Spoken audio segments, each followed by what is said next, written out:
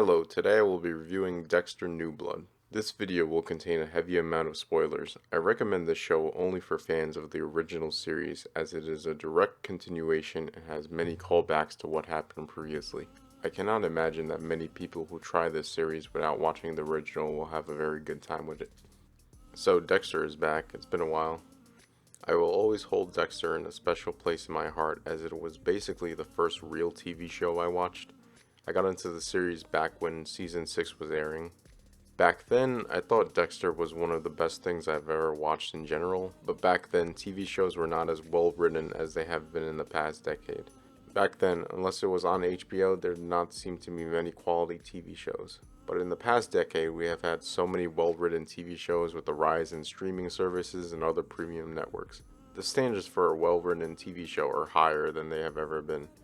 So looking back on Dexter, it is not the best TV show, even at its peak. The main problem was that while the main character, Dexter, is one of the most entertaining characters on TV, every season, even the best ones, are packed with a lot of useless filler for the side characters that in the long run do not really go anywhere. Seasons 1 through 4 are the most popular. The quality starts to dip in season 5, season 6 goes really downhill. Season 7 I actually think was very good, and I think people who dropped the show really missed out on a good season there. But then season 8 had potential, but then ultimately was really awful, and it ended on such a bad note. So after 10 years and me seeing so many great series, I was not too excited for a return of Dexter. I was willing to give it a chance, but the hype was not there for me. But over the years, the character of Dexter was somebody that stuck in my mind. The concept of a serial killer that only kills other serial killers is such a great premise for a character. Plus the character has a ton of charisma, is very funny, and is physically powerful. It always felt so satisfying whenever Dexter had someone in his kill room. So with my love for the character, how did I like this new series? When I watched the first episode, it was what I expected. The episode carried a very different feel from the original series. You have Dexter taking the role of a new identity in Jim Lindsay, who is a non-threatening adult male living a boring life in a small town. Dexter has not killed anyone in years until something finally makes him snap. The episode had a nice build-up with Dexter's mask slowly slipping as the episode goes on, and by the end you start hearing the familiar inner monologue voiceover that I have missed so much. I really liked how Dexter kills Matt in the first episode. I feel like in other shows they would have dragged it out a bit, but no, here they build up a reason to hate this character and then wouldn't have to kill him. Deb also appears as Dexter's inner conscience instead of Harry. I thought this was a lot more entertaining than the actual character of Deb. She basically represents Dexter's worst thoughts, and it's kind of a bummer because it's basically Dexter just putting himself down or thinking of the worst possible situation. It's basically the inner thoughts that everybody has that are the most harmful to people, but it's funny as a character. A lot of this episode felt generic, but overall it was headed in the right direction and got me interested in what was next. The next few episodes I thought were a little meh. Dexter kills Matt in episode 1 and now struggles with disposing of the body now that he cannot go the usual route of dumping bodies in the ocean, and he's also very sloppy with covering his tracks, leaving a lot of overlooked evidence at the murder scene. It kind of disappointed me that the evidence collecting didn't really go anywhere. There were clearly scenes where you can see blood in the snow that Dexter failed to clean up and appear to be in plain view of the cops, but it is never addressed, which is a shame. Harrison was reintroduced. He's now a teenager and he's tracked down Dexter. At first, the interesting thing about him is speculating what he knows. You are not sure if he knows that his father is a serial killer, and he also engages in questionable behavior as well that hints towards some violent tendencies. But eventually, it is cleared up that he actually doesn't know that his father is a serial killer. And he also brings in a lot of teenage drama into the show, which is not the greatest thing.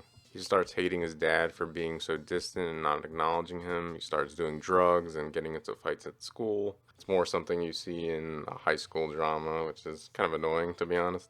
But I like how they made Harrison outgoing and also physically fit. At least he's great with people and not someone who gets bullied. Overall, episodes 2 through 5 have some interesting moments but lack something to really draw me in and was filled with a lot of plot conveniences. It was great to see Batista back, for instance, but the scene where he just info dumps convenient information on Angela was just so ridiculous. I think the series really started to pick up for me in episode 6. This is where Dexter finds out about Kurt. So there is a serial killer mystery in town with several women going missing throughout the years. They show someone capturing women, releasing them only to gun them down. The serial killer turns out to be Matt's father, Kurt Caldwell, played by Clancy Brown. It sets up for a showdown with Dexter and Kurt. Since Dexter killed Kurt's son, will Kurt kill Harrison? Angela also discovers Dexter's true identity. So here on out is classic Dexter. You have Dexter facing off against the big bad serial killer of the season while also in danger of people discovering his secrets. From here on out, I was once again hooked on the show and could not wait for the new episode each week. I suddenly loved speculating what would happen on the next episode or in the future. I love the scene where Kurt takes Molly to his cabin to kill her, only for Dexter to spoil his fun. The way Dexter pokes fun at Kurt and dances around the kill room was hilarious and reminded me why I love the character so much. Eventually, the Dexter vs. Kurt showdown leads to Kurt manipulating Harrison into trusting him while Harrison hates his father. I did enjoy the scene where Dexter and Harrison are in therapy and Dexter struggles to open up. I understand how some people do not like Harrison for all the teenage drama he brings, but his dilemma makes sense and it further shows how Dexter struggles to truly convey his emotions and even being honest with the people he should be closest with. So Kurt gets Harrison to trust him, but eventually he tries to kill him and Dexter is there to save the day. With this whole weird situation, Dexter finally has to open up to Harrison and tell them the truth about everything. So then we have episode 9. Now this episode was probably my favorite episode in the series and it was one of the best episodes of Dexter in general. The first part of the episode was pure nostalgia with Dexter detailing how he hunted down and killed a past victim. The series up to this point really lacked the traditional kill rooms. There had been 3 kills by Dexter up until this point, but none of them were with Dexter at his top form where he perfectly sets up his kill rooms and taunts his victims before taking their life. In the season, he was a little rusty with his kills, so it was great that they included this little flashback where they could just show Dexter being Dexter again. Dexter explains the story to Harrison, who does not fully understand the weight of what his father just told him. After all, how could you cope with hearing that your father murders people? The episode eventually leads up to Kurt being on Dexter's table with Harrison by his side watching the deed being done. I absolutely love this entire scene. The big thing about Dexter is that many people romanticize the character. They fully support what he does since he only kills bad people that deserve to die. They think that Dexter should never be caught or killed, and in their eyes, he is the good guy. Now, this whole Kurt kill scene really brought to light that Dexter himself is nothing more than a psychopath who uses the code as an excuse to fill his needs of killing people. During the interrogation, there are moments where Dexter makes up excuses, lies, and shuts up Kurt to show Harrison that what he does is okay. For once, they go into great detail how Dexter cuts up the body, how brutal it is. And then we have Harrison watching it all and having an internal breakdown, being reminded of the death of his mother. It is a very brutal episode, but was so fantastically done. I really loved it. Then, unfortunately, we had another bad ending. Now, I do not think the ending is too terrible. I could see what they were going for, but ultimately it is not very good and could have been a lot better. I really do not agree with people who think the original ending of the series was better. I think they are blowing it out of proportion and are forgetting just how bad the series was in season 8. So Angela finds out that Dexter is the Bay Harbor butcher and is responsible for the murders of Matt Caldwell and his drug dealer. She decides to go through with arresting Dexter. She gets into contact with Batista, warns Dexter about it, and tells him that she will push to have him convicted as the Bay Harbor butcher. This causes Dexter to act fast, break out of the prison, killing the innocent Logan in the process. Following up with the kill scene in episode 9, I do not agree with people who think Dexter and Harrison should have run away together to become a family that murders people. I think it makes much more sense that Harrison ultimately is not on board with what Dexter does. There are moments where Dexter was noticeably manipulative, and since he was willing to kill Coach Logan, it further proves that the code is more of an excuse for Dexter to feed his addiction. However, I do not think it makes much sense for Harrison to pull the trigger and kill Dexter. If he learns that he does not have to kill, then why would he pull the trigger and kill? And they also could have easily shown Dexter as Harrison's dark passenger at the end, which would have shown that he would still get the urges to kill, but yeah, they did not do that at the end. So for me, it does not make sense for Harrison to actually go through with killing his dad. What I think should have happened is that Harrison should not have pulled the trigger. There should have been two more episodes, which would have resembled the original 12 episode seasons that the original series had. Dexter should have gotten arrested. Batista would have faced him, giving the audience a tense scene as a former friend finally finds out Dexter's true secrets. Maybe have an episode where Dexter is in court and then you bring up a lot of previous cases, throwbacks as he has to face his demons, what he did in the past. And then eventually Dexter is convicted as the Bay Harbor Butcher and sentenced to death.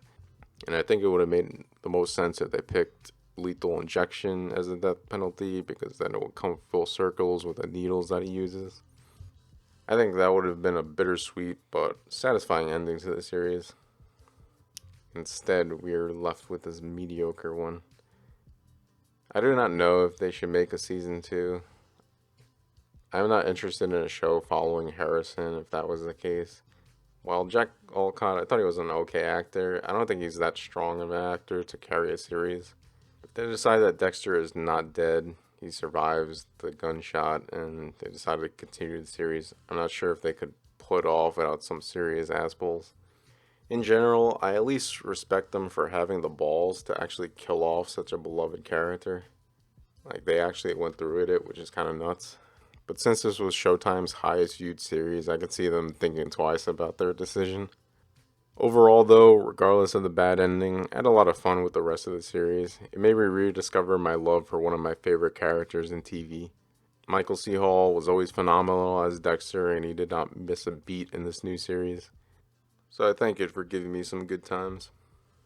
I wish it had a better ending, but overall I give it like an 8 out of 10. It is generic at times, and the plot is also very convenient at times. Lots of the police work in general have a ton of holes in it. But in the end, Dexter was never this highly realistic series.